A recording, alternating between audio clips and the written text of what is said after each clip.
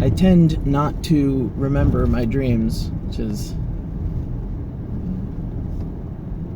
probably pretty merciful. I'm okay with that. I used to have really bad insomnia, but now I have the opposite. I have narcolepsy. If you bore me for long enough, or if it's something I've already seen, watching a show with the kids that they've watched 30 times, I know exactly what's going to happen. I'm bored to tears. I'll fall asleep no matter where I am. It must be engaging. So I didn't remember what dream I had last night, but I did know that when I picked up my pen this morning, fountain pen, I remembered the visual of the pen nib being damaged and me trying to reform it, to reshape it so that it would write correctly. I just couldn't quite. And it was like large. It was about as big as my hand, and their pieces are all bent. The metal's all bent out of place.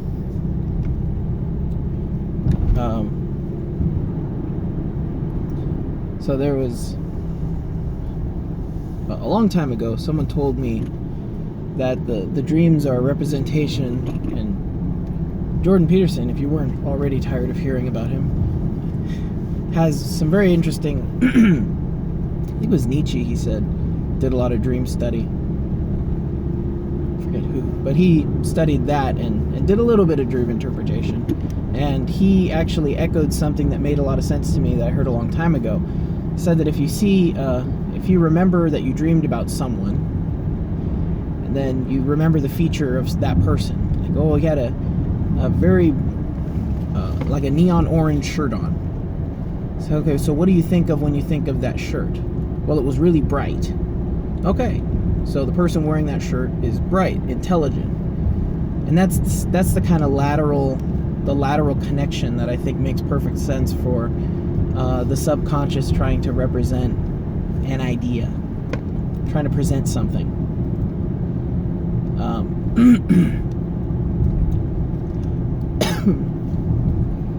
So that was always very interesting to me when that happened, when that came up, because I was pretty interested in my dreams because they were very strange.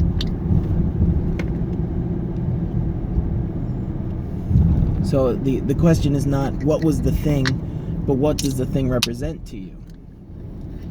So in this instance, and since I've been talking to you all,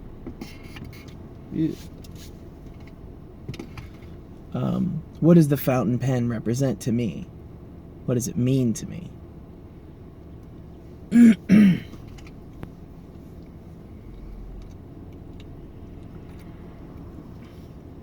And what are the implications?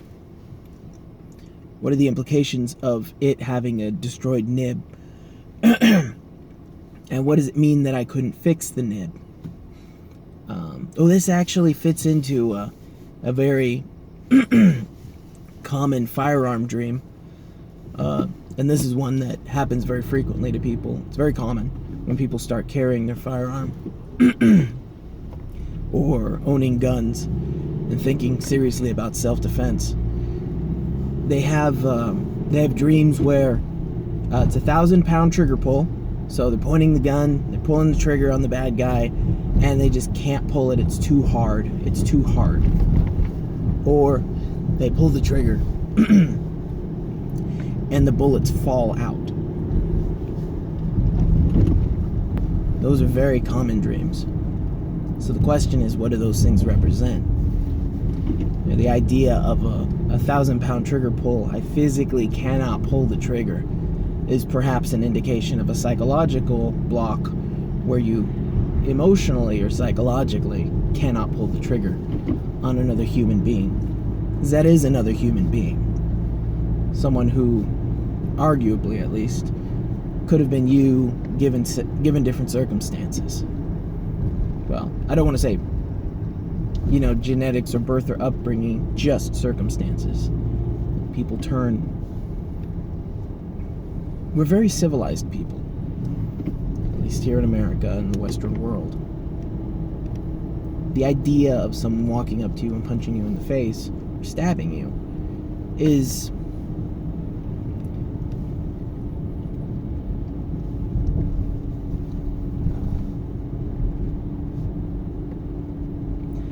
abhorrent is not the right word, but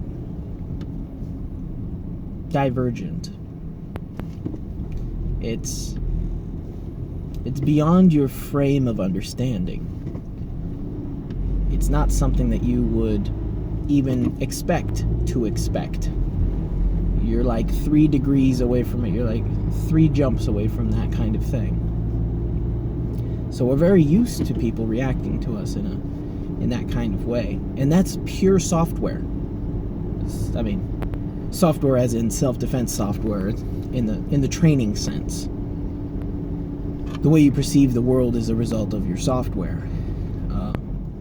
A gun is a piece of hardware that operates very simply, but operating it effectively and correctly so that you can put one bullet on top of another bullet at 7 yards is 100% software. 100% software. It is all training. It is all mindset. It is all brain. 100%. Think about that. This is the kind of, what was I talking about? This is the kind of thing that lets people, women at least are a bit more skittish, but men tend to be a little bit more self-assured, and they'll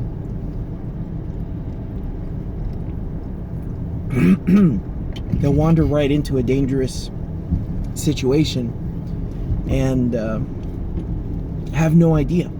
And then when the attack starts, they're even less equipped to understand what's going on. And I mean that. I mean they don't understand what's going on. Like if I came up to you and I grabbed a mango and I started poking you in the knee with it, you'd be like, what? It's like I've got a mango and I'm attacking you with it kind of, but not really, and I'm targeting your knee in particular. Why the knee?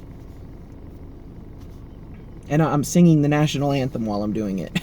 That's the full sensory overload of every single sense is confused, and that's something that works within the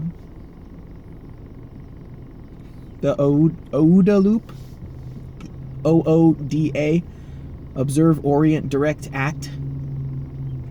That's a very interesting thing to look up, but it's, I'm almost to work. I haven't even completed this thought. More on the OODA loop later and self-defense later. Good Lord. Let's go backwards. Right. So it's a common dream because it's a representation. You can't pull the trigger. Emotionally, you can't pull the trigger. Psychologically, can't pull the trigger. And so in your dream, you physically cannot pull the trigger. Though your conscious understanding wants to pull the trigger, understands the need for pulling the trigger, you haven't quite convinced your subconscious that this is really the thing to do. And so it is telling you, no, you can't. As for the bullets falling out, I guess that's ineffective, or, your training's not good enough. I don't know what that would be. So there's never really a solid explanation. However, I do know that when querying your subconscious, the best thing you can do is answer quickly. What's your favorite color? Blue. All right. Why do you hate your father? He was mean. Why was he mean? He was never there. Whoa, hey, chill. Let's break that apart a little bit.